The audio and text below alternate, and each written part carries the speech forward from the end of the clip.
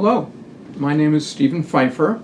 Let me begin by saying greetings and welcome to today's conference. I wish that I was with you today in Rome. I really do. But I hope that you enjoy this talk by video. I was invited to give an introductory talk about the gifted, and I thought it might be interesting for my talk to focus on 4 questions that I'm often asked in my work as a psychologist. So this is what I plan to talk about today in this video. I will answer 4 questions that I'm often asked about the gifted. These questions are frequently asked by professionals at conferences and in my private practice. And they're also frequently asked by teachers and parents of gifted children. I hope that you find this format, this question and answer format, enjoyable and interesting. The 4 questions are in no particular order. Let me start with this one. I'm often asked, what is the impact of giftedness on psychological well-being? The good news is that gifted students as a group, at least students who are intellectually or academically gifted, are no more likely to have social, behavioral, or emotional problems than their non-gifted peers. Let me repeat this because it really is very important. Gifted students as a group are no more likely to have social, emotional, or behavioral problems than non-gifted children. Now, this doesn't mean that all gifted children enjoy psychological well-being. That's clearly not the case, as I'm sure many of you already know. What it does mean is that gifted children as a group are no more likely than non-gifted children to develop psychological or psychiatric problems. As a group, they're at least as well adjusted as non-gifted children. I should point out that this good news is not necessarily quite as good news for children and adolescents who are gifted in the arts. There is some research evidence, not a whole lot for sure, but some, which indicates that even young developing artists and performers are more prone to develop psychological problems. Problems such as depression, bipolar disorder, and even eating disorders. Some authorities in the gifted field suggest that gifted children, because of their high IQ and advanced thinking and advanced problem-solving abilities, are more resilient. And therefore, they're better equipped to cope with the stresses and challenges that all kids face today. There really isn't a whole lot of research evidence supporting this theory. One of today's conference presenters, and a dear colleague and friend of mine, Dr. Roby Renata, has begun investigating resilience in her clinical research. She may in fact have some very exciting preliminary data to share with you later today. I hope so, and I sure wish I would have been there in Rome to hear her findings. We do know that gifted kids are a very diverse group, but they do share some common characteristics. Most notably, their advanced intellectual and academic skills. And we also know that the academic needs of many gifted kids go unrecognized and unmet here in the United States, and I suspect in Italy and throughout Europe as well, which can certainly create a host of negative consequences, ultimately impacting the very well-being in a negative way. We also know that some gifted children have difficulty finding and making compatible friends. And they may feel pressure, sometimes a great deal of pressure, to act average, to downplay or even disguise their gifts. Here in the United States, gifted children of color and gifted females are 2 groups of gifted particularly vulnerable to feeling a need to disguise their gifts and act average. Finally, we know that some gifted children, not a majority, but perhaps 10% to 15%, will at some point in their lives experience psychological distress and even a full-blown psychiatric disorder. This is 10 to 15% of the gifted population. disorders such as depression, anxiety, ADHD, an eating disorder, or serious behavioral problems. In my 37 years practicing as a psychologist here in the United States, I have been invited to consult with many gifted children presenting with a wide variety of psychological problems. Some of these problems, unfortunately, have been quite serious and even life-threatening. However, over this long period of time, I've had the great pleasure of observing many hundreds of quite well-adjusted, delightful, socially competent, gifted children. Most of the gifted kids that I've had the pleasure of interacting with have been well-adjusted. This is the good news. And the great majority do not appear to be nerds or brainiacs, as many might believe. Some are, but not all.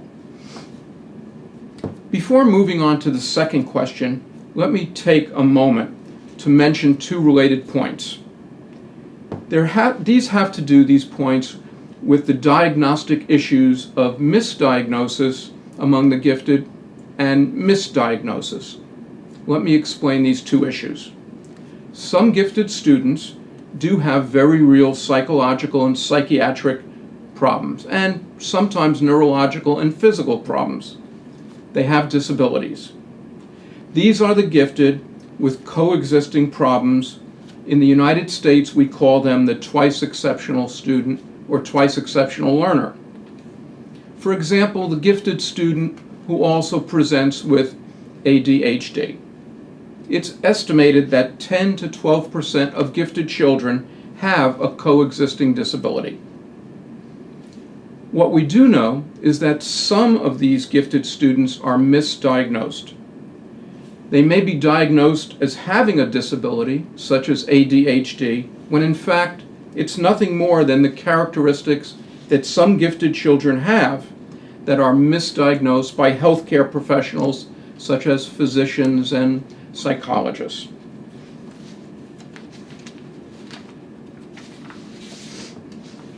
For example, the very high activity level, boredom, resistance to rules and regulations, or overexcitability that we see among some intellectually gifted children can easily be misdiagnosed as ADHD.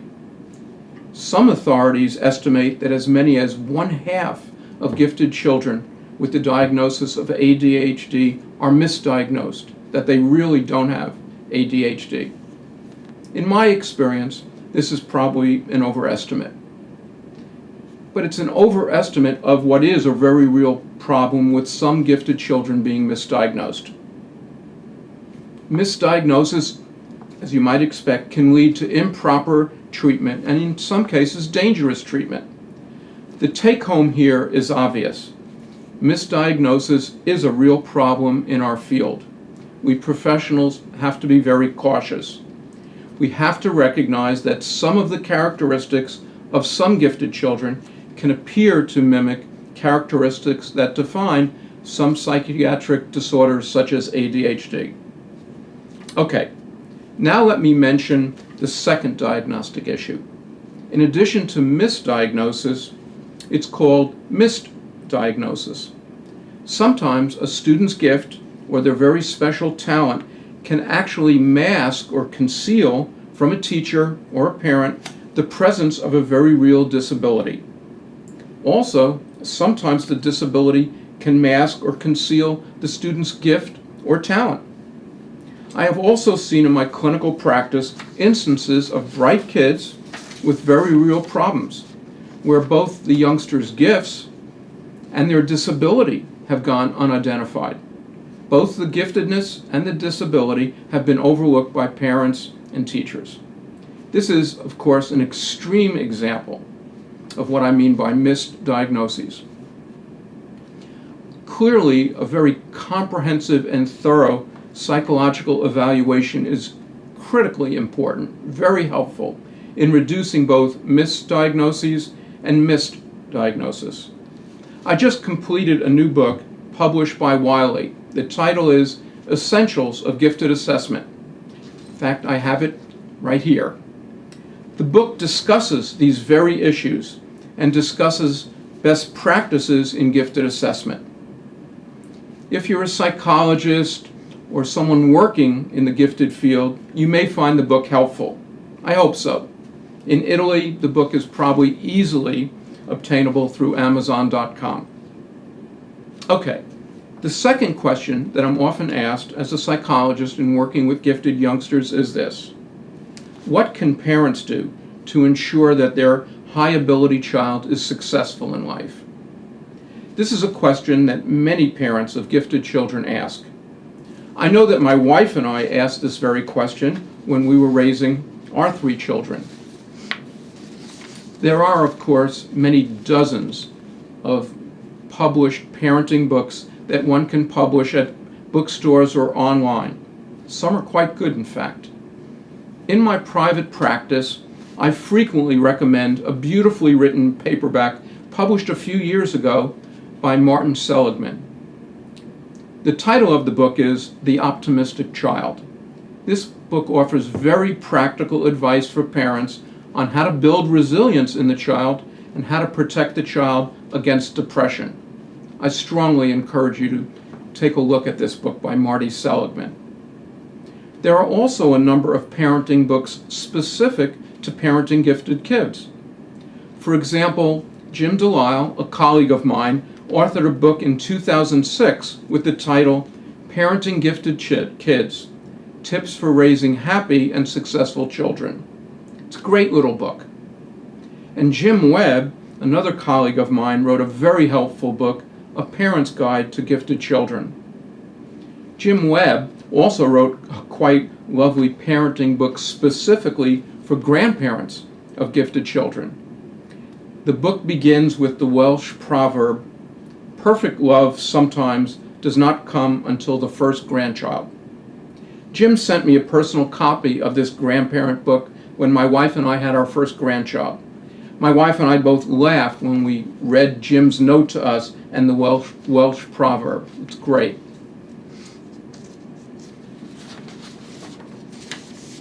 There are many things that parents can do to help their gifted child lead a successful and rewarding life. Let me suggest 4 things that I have found helpful in my clinical work with parents of gifted children. The first suggestion is this: promote balance in your gifted child's life. This means that you need to protect your gifted child and yourself from getting caught up in focusing on the gifted child's special gifts and talents to the neglect of focusing on important social and developmental experiences. Now, of course, nurturing a gifted child's talent is important, and many might argue a parent's responsibility. And I would agree. However, the danger is letting the scales tip to place excessive emphasis in terms of the amount of time, mental energy, travel, rearranged schedules, family resources, and things like that in promoting this special gift. This can then create a situation where the gifted child misses out on important socialization experiences close to home. In other words, sometimes too much of a good thing by a parent in pursuing a gifted child's development or special talent can cause problems. The second suggestion I often offer to parents in my clinical practice is this: normalize your gifted child's experience. What I mean by this is providing a gifted child with a range of social activities that are both age and developmentally appropriate. Both age appropriate and developmentally appropriate. The challenge for parents of gifted kids is that they need to take on double duty, essentially. The reason is this: because gifted kids' patterns of strength and weaknesses tend to be more varied than normal children. It just can become a burden for parents. Even highly gifted kids aren't advanced in all spheres of their life. In concrete terms, this means that gifted kids need opportunities to interact with other equally gifted children who share similar interests. This is important for developing their psychological identity, their self-esteem, and their overall comfort with themselves. However, gifted kids also need opportunities to interact with their same age peers, with non-gifted children. Okay, my third suggestion is that parents need to set and enforce limits as part of sensible family discipline. All children benefit and thrive when they're raised in families that include clearly stated limits, clear rules, and clear expectations for acceptable behavior. Let me say this again because it's so darn important. All children, including gifted children, need limits because limits teach appropriate behavior. They communicate a sense of security. They convey parental love and concern. Rules, limits, clear expectations are very important in the family of a gifted youngster. They help gifted kids learn how to get along with others, and not just other gifted children. They help gifted kids to develop and maintain friendships. They help gifted kids to learn how to deal with conflict and disappointments in their life. And perhaps most important, they teach the gifted child that they are part of a larger social world. Paula Olszewski-Kubilius, a well-known researcher in the gifted field and dear friend of mine, has summarized the research on optimal parenting with a gifted child. Paula concludes in summarizing all of the research that's been published to date that optimal parenting consists of 4 elements. 1. Homes tend to be child-centered. 2. Parenting takes on an authoritative style, not an authoritarian, or a laissez-faire style. Parents are both nurturing and demanding. Both nurturing and demanding. 3, what Paula found is that parents tend to communicate openly and convey high expectations for the gifted child. High expectations, not unrealistic, but high expectations are important. And Paula concluded that 4, families that do it right with gifted youngsters have parents who administer fair and consistent discipline. I was really so pleased that the research that Paula summarized corroborated what I've been advising parents in my private practice for over 30 years. That doesn't always happen, but this is an instance where it did. Let me add this point. It's perfectly normal to expect a gifted child to challenge family rules. Gifted kids are particularly curious in wanting to understand the rationale for rules and what you might do as a parent or a teacher if you break the rule, and whether you'll be consistent in enforcing the rule. My advice as a psychologist is this: be clear, consistent, and lovingly firm when a gifted child challenges or breaks a rule. Lovingly firm. The 4th and final suggestion I offer to parents of the gifted is this: promote your child's character and social intelligence. I'm a strong advocate for encouraging a gifted child's social intelligence. If you're familiar with my books, you know that I write about this a lot. I feel that it's very important for all children, including gifted kids, to understand and develop the social and interpersonal skills to be courteous, to be a good listener, to be likable, to be helpful, to be trustworthy, to be a team player, and to be able to get along with others, and not just other gifted children. These social skills have been variously labeled as emotional intelligence, social competence, maturity. Whatever we might want to call them, they're really very important. Research in our own lab confirms that helping a gifted child to develop their social or emotional intelligence will increase the likelihood that they will enjoy a rich, satisfying, and successful life. Gifted kids with well-developed social intelligence are at ease with their peers, they're at ease with other adults, including non-gifted peers and non-gifted adults. They're self-confident but they're not conceited and they're not condescending. And they're pretty adept at handling stressful situations. They're friendly and comfortable within their skin.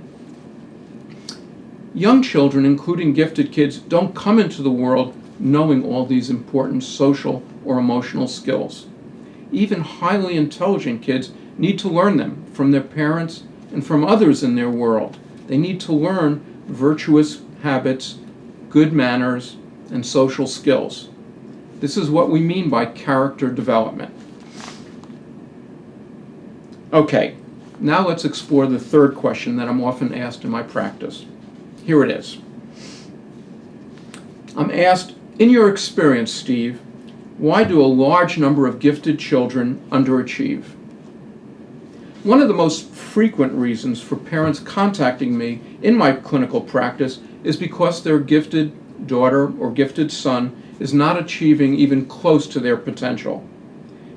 The other reason why parents frequently contact me is because their child is struggling with social, emotional, or behavioral problems. But let me focus on underachievement. Underachievement among gifted students is really a very complex phenomenon. The truth of the matter is, we really don't know a heck of a lot about why gifted students are underachievers. We're just beginning to research in a truly scientific way the causes. Dr. Sylvia Rim, who is a noted authority in the gifted field, has gone so far as to assert that underachievement phenomena is a national epidemic among the gifted. In my experience, Sylvia might be overstating the problem a bit, but her comment does draw attention to large numbers of very bright students today with disappointing levels of academic achievement. This is clearly the case in the United States, and I suspect also in Italy. Let me explain why underachievement is a complex phenomenon. First of all, it's difficult to define underachievement. There is no universally agreed upon definition in the field.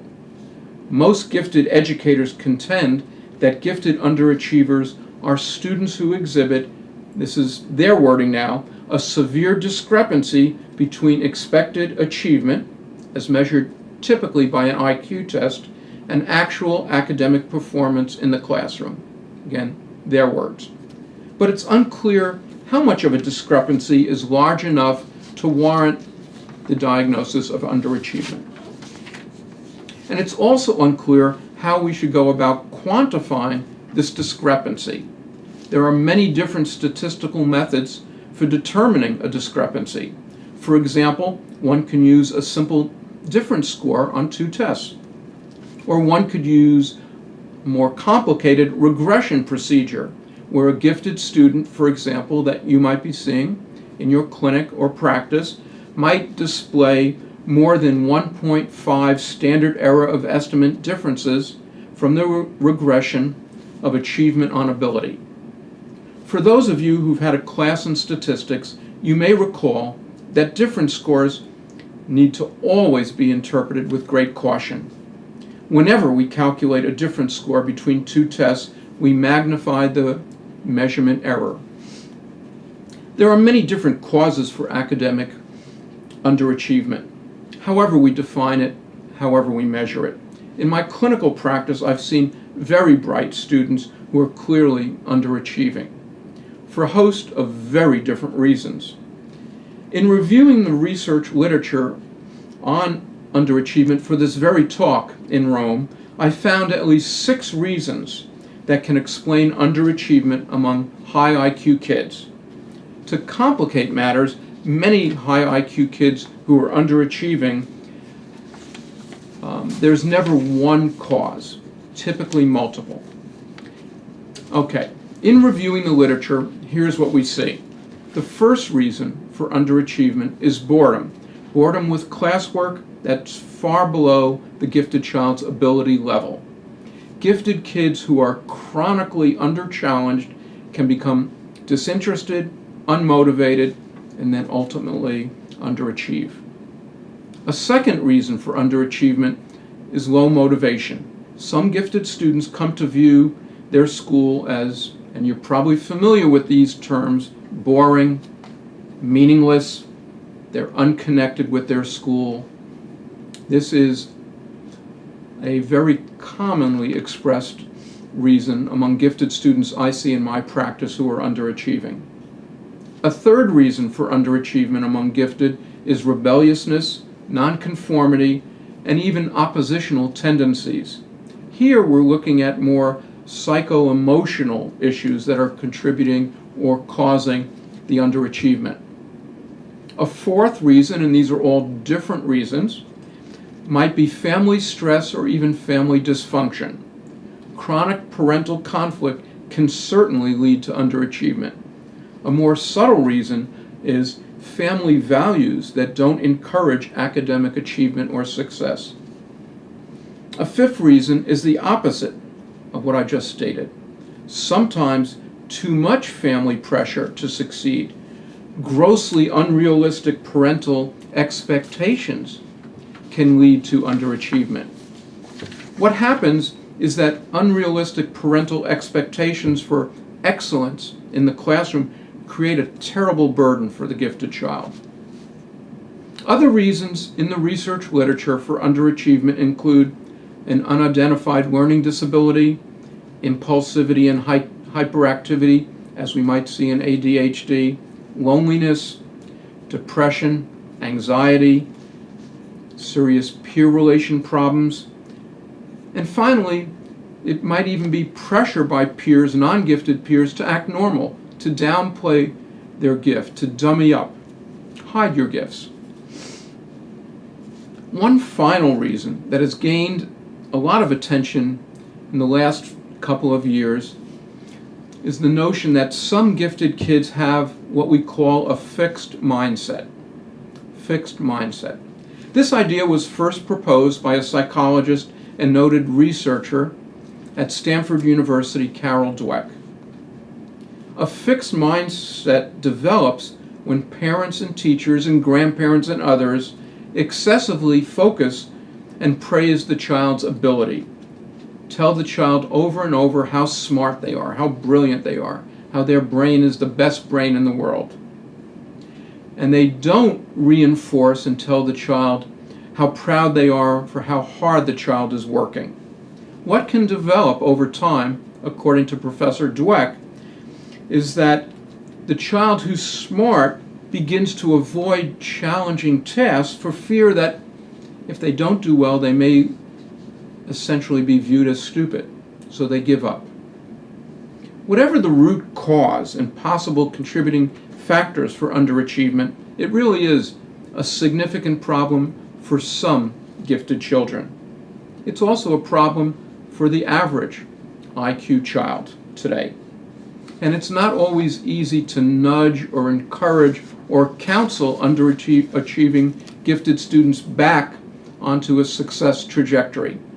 Quite often, the solution is changing the student's level of interest and motivation towards school, and this is a difficult task for sure.